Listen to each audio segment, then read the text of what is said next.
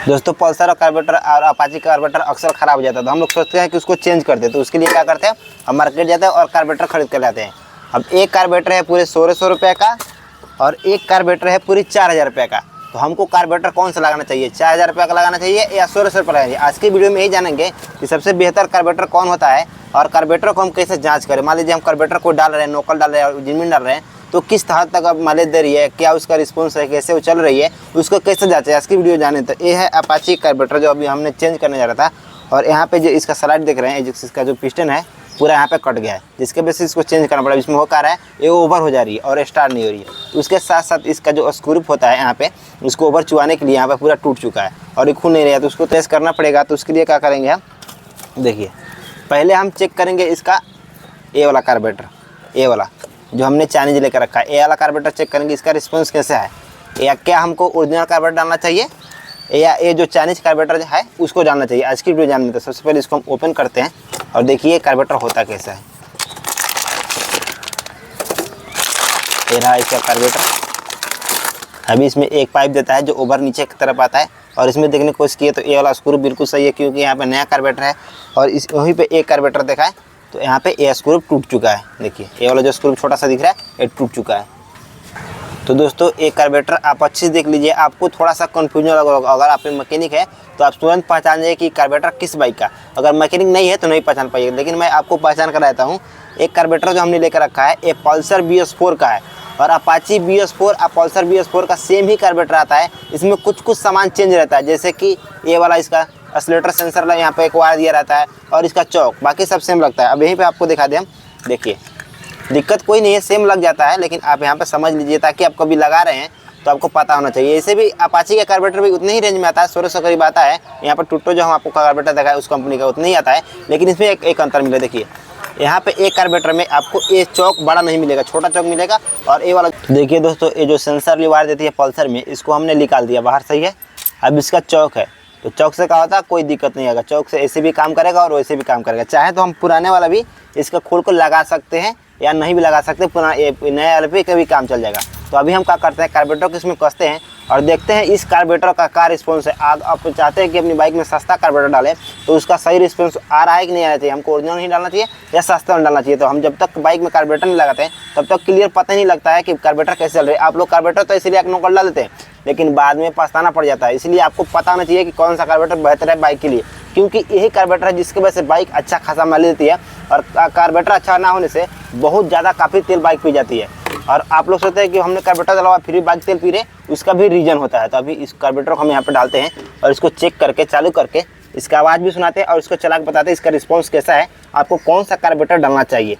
अगर हम यहाँ पे एक कार्बोरेटर डाल रहे हैं तो बहुत काफ़ी पैसा बच रहा है हमारा, और ये नहीं लगा हम वो लगा रहे हैं तो काफ़ी पैसा का नुकसान इसमें जा रहा है। तो कौन सा लगाना चाहिए ये आपको बिल्कुल ही पता होना चाहिए। अगर पता नहीं रहता है तो फिर आपका काफ़ी नुकसान हो जाएगा। तो चलिए इसको हम यहाँ पे लगाते हैं। ये एक्सीलरेटर का तार है इसका, जो यहाँ पे आ जाएगा। तो चलिए फ्रेंड्स, अभी हमने इस कार्बोरेटर को चालू कर दिया है, मतलब बाइक को चालू कर दिया है, कार्बोरेटर लगा। अभी इसका हम तेल खोलते हैं कि तेल हमने ऑफ रखा है, क्योंकि कार्बोरेटर लगा था तो यहाँ पे छोटी छोटी कचरा फंसने जेड फंसने की वजह से यहाँ पे कार्बोरेटर नीडी फंसने की वजह से तेल ओवर होने लगती है नया कार्बोरेटर में। अभी तेल ओवर हुआ और फिर से हम करके इसको खोल दिए, अभी सही है। अब इसको एक्सीलरेटर लेके देखते हैं।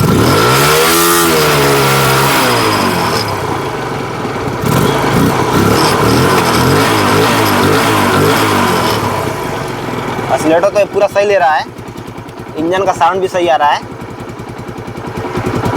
अभी इसको हम ड्राइव टेस्ट करके इसका माइलेज का बताते हैं कि अभी ये माइलेज दे रहा है कि नहीं। इम्पोर्टेंट ये नहीं है कि ये सब कुछ सही करे, इम्पोर्टेंट ये है कि इसका माइलेज कितना तक का आ रहा है। अगर माइलेज नहीं देगा तो फिर कार्बोरेटर लगाना समझिए बेकार है। तो इसको हम चेक करके बताते हैं कि कितना तक का माइलेज दे रहा है। दोस्तों अभी हम इस बाइक को कार्बोरेटर लगा कर और कम से कम 5 किलोमीटर तक चलाए और पलक को पूरा क्लीन किए थे, लेकिन यहाँ पलक का हुआ है, अंदर तो यहाँ पे पूरा वाइट जाए लेकिन बाहर काला कर दिया। ये जो पॉइंट है इसका देखिए, ये जो ऊपर वाला है इसको बिल्कुल भी काला नहीं चाहिए, जबकि नया कार्बोरेटर हमने इसमें डाल कर रखा है। नया कार्बोरेटर पर तो बिल्कुल भी इसको काला नहीं चाहिए, लेकिन यहाँ पे काला कर दिया। इससे ये दिखता है कि बाइक में कभी भी कार्बोरेटर को लेकर नोकल नहीं डालना चाहिए। हमारे BS6 बाइक में बहुत सारा हमने कार्बोरेटर डाला, जितने में डाला जिनमें डाला, लेकिन हमारे पास बहुत से ऐसे कमेंट आया जिसमें बताया कि बाइक एवरेज ही नहीं दे रही है। और बहुत से ऐसे इमेज भी हमारे पास शेयर किया गया है कि भाई एवरेज नहीं दे, तो हमने बोला कि भाई इमेज हमारे पास सेंड किए, जितना भी हमने हमारे पास इमेज है सब कार्बोरेटर नोकल नहीं था। लोकल कार्बोरेटर में क्या आता है, सस्ता आती है लेकिन उसका सही से जो सिस्टम रहता है अंदर का वो सही नहीं रहता है। और वहीं पे हम जिनमिन की बात करते हैं, जिनमिन में काफ़ी ध्यान देकर कार्बोरेटर बन के आता है, काफ़ी चेक चेक करके कार्बोरेटर आता है, तो वो अच्छा खासा रहती है, उसमें कोई भी दिक्कत नहीं है। लेकिन इस बाइक में आप तो कार्बोरेटर लगा दीजिएगा, आपको लगेगा सब कुछ सही है, लेकिन आपका तेल बहुत ज़्यादा खाने लगेगा, आपकी बाइक काला स्मोक देने लगेगी। अभी इसको हम असरटा जा रहे 5 किलोमीटर चला के और काला स्मोक दिखाने। आपको कभी भी डालना है भाई लोकल कार्बोरेटर बिल्कुल भी नहीं डालना है, खास करके चाइनीज़ कंपनी का। आप किसी भी इंडियन कंपनी का लेकर डाल सकते हैं, लेकिन चाइनीज़ कंपनी का बिल्कुल भी नहीं। अब देखिए यहाँ पे 1600 रुपये दाम है इस कार्बोरेटर का। और जिनमिन दिखाना चाहेंगे आपको, और यहाँ पे आपको दिखाना चाहेंगे 3000 है, यहाँ पे 995 रुपये, समझिए 4000 करीब कार्बोरेटर है और एक कार्बोरेटर है 1600 रुपया।